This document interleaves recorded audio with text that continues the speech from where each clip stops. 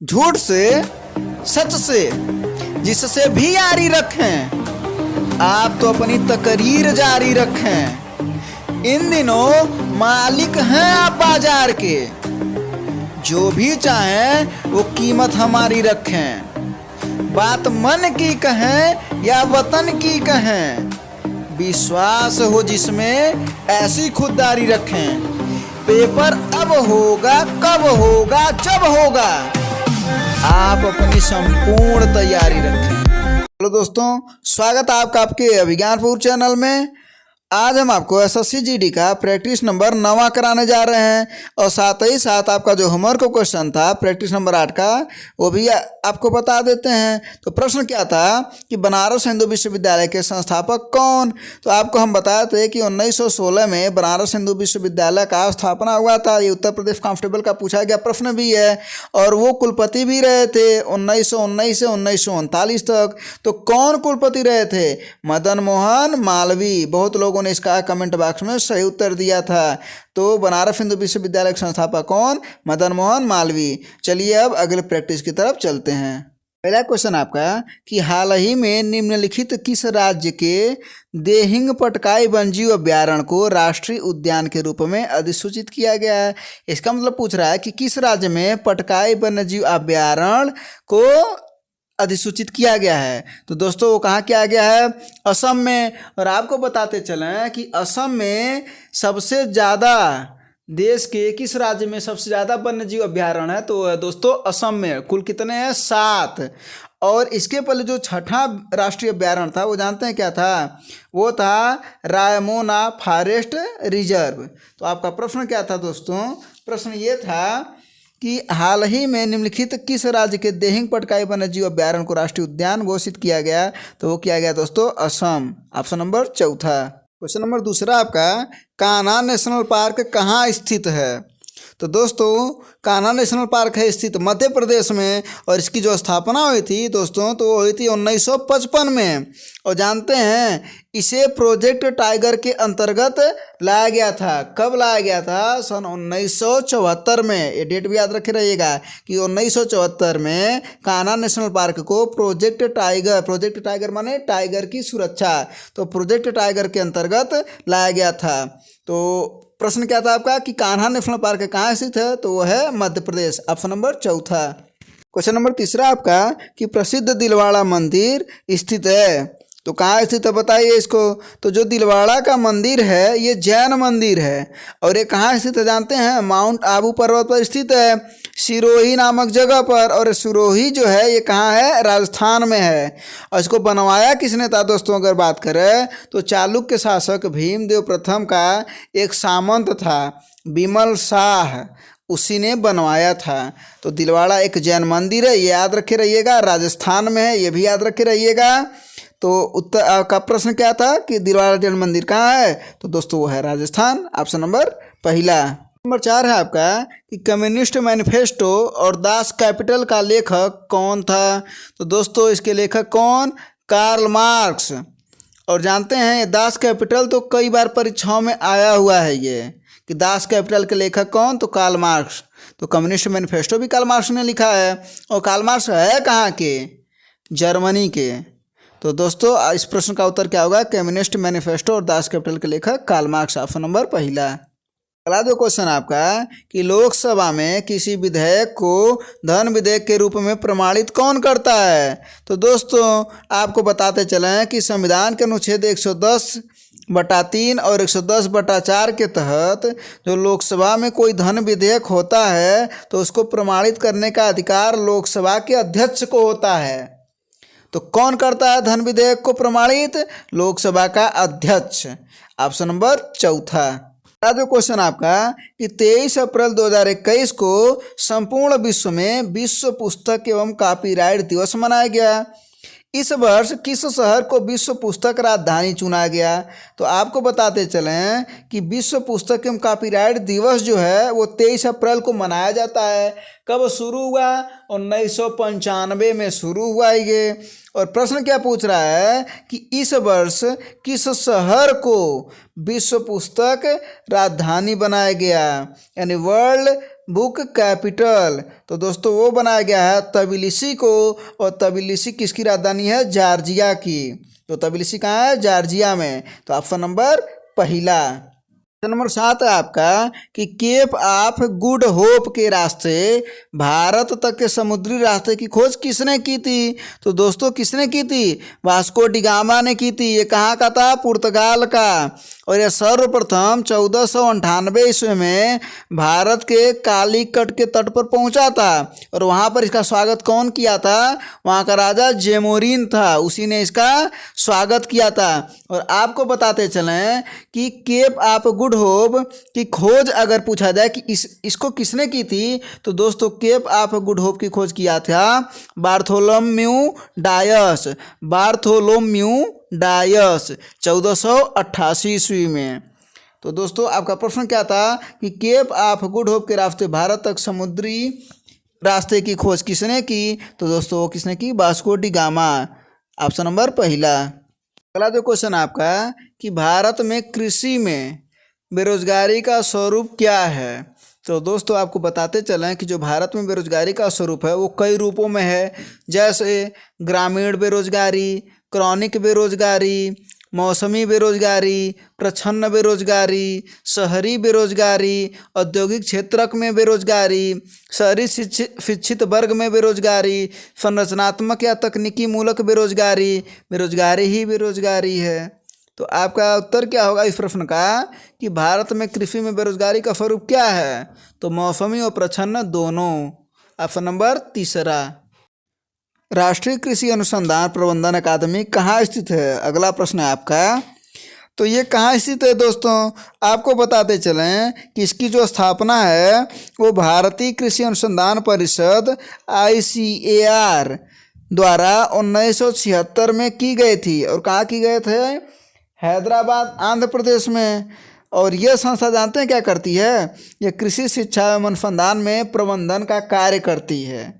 तो प्रश्न क्या था आपका कि राष्ट्रीय कृषि अनुसंधान प्रबंधन अकादमी कहाँ स्थित है? तो दोस्तों ये है हैदराबाद। ऑप्शन नंबर दूसरा।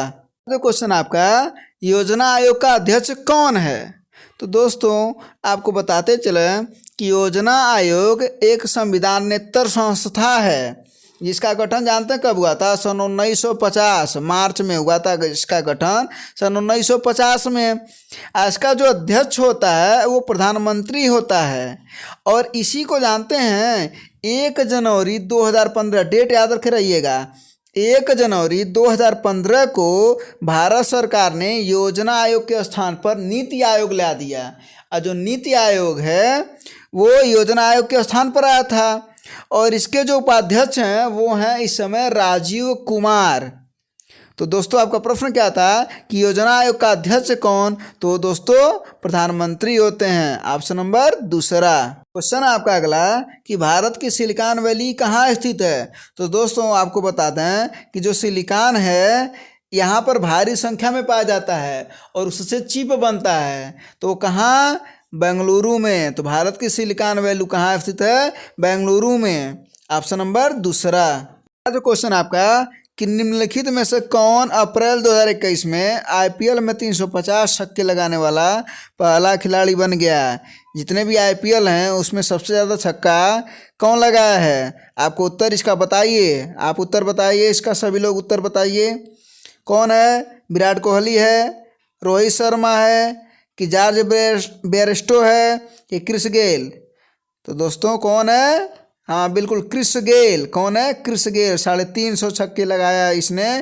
तो आपका उत्तर होगा कि IPL में 350 छक्के लगाने वाला पहला खिलाड़ी क्रिस गेल। ऑप्शन नंबर दूसरा।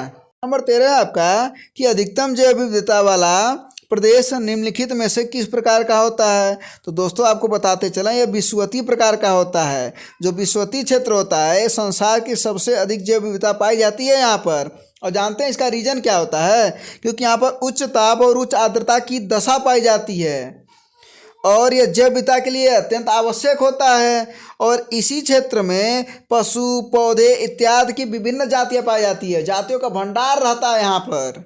तो आपका प्रश्न क्या था कि जैव विविधता, अधिकतम जैव विविधता वाला प्रदेश निम्नलिखित में से किस प्रकार का होता है? तो दोस्तों वो होता है विषुवतीय प्रकार का, ऑप्शन नंबर चौथा।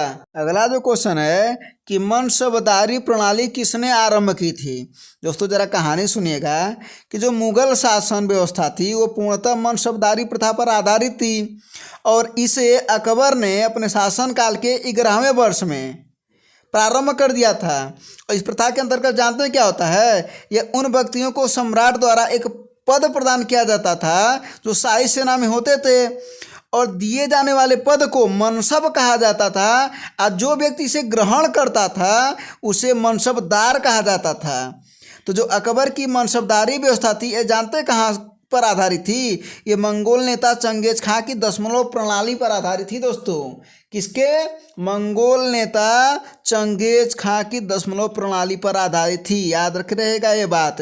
तो आपका प्रश्न क्या था कि मनसबदारी प्रणाली किसने आरंभ की थी? तो दोस्तों अकबर, और इसे निरक्षर शासक भी कहा जाता है। तो ऑप्शन नंबर पहला। नंबर 15 है आपका कि हाइड्रोलिक प्रेस में किसका उपयोग होता है? तो दोस्तों किस नियम का उपयोग होता है? पास्कल के नियम पर।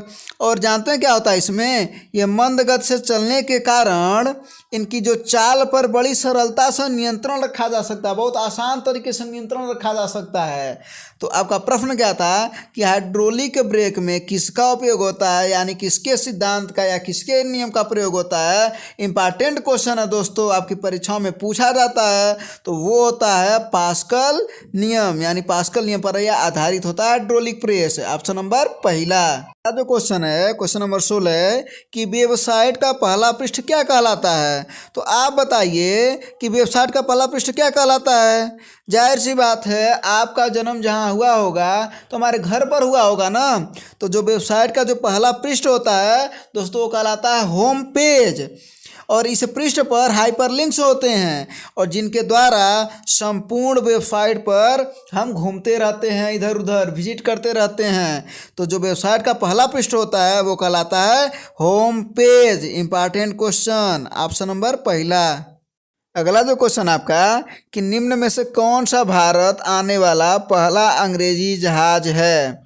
तो जानते हैं, आपको हम बताते चलें कि कैप्टन हॉकिंस के नेतृत्व में हेक्टर नामक एक पहला अंग्रेजी जहाज 1608 में आया था। और जानते हैं कहाँ आया था? ये सूरत के बंदरगाह पर आया था। और हॉकिंस ही प्रथम अंग्रेज व्यक्ति था जिसने समुद्री मार्ग से भारत पर अपना कदम रखा था। दोस्तों याद रखे रहिएगा, नाम क्या है? हॉकिंस। हॉकिंस ही वो प्रथम अंग्रेज था जिसने समुद्री मार्ग से भारत की भूमि पर कदम रखा। तो आपका प्रश्न क्या था कि निम्न में से भारत आने वाला पहला अंग्रेजी जहाज कौन? अगर यहाँ पर हेक्टर देता तो उत्तर हेक्टर होता, लेकिन हेक्टर नहीं है। तो उसी जहाजी बेड़े में एक रेड ड्रैगन भी एक जहाज था। तो दोस्तों अगर हेक्टर रहता तो आप हेक्टर को मारते, लेकिन हेक्टर नहीं है तो उसी के साथ साथ रेड ड्रैगन भी आया था। तो इस प्रश्न का उत्तर होगा ऑप्शन नंबर तीसरा, रेड ड्रैगन। अगला जो क्वेश्चन आपका कि छिली हुई सब्जियों को धोने से कौन सा विटामिन निकल जाता है? ये ध्यान से समझिएगा, ये प्रेजेंस ऑफ माइंड वाला क्वेश्चन है दोस्तों।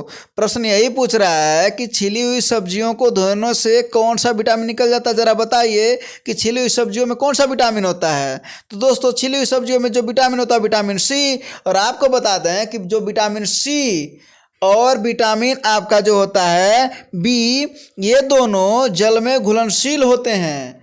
बी और सी दोनों जल में घुलनशील होते हैं। बाकी जो 4 विटामिन है वो जल में अघुलनशील होते हैं, यानी वो जल में घुलते नहीं हैं।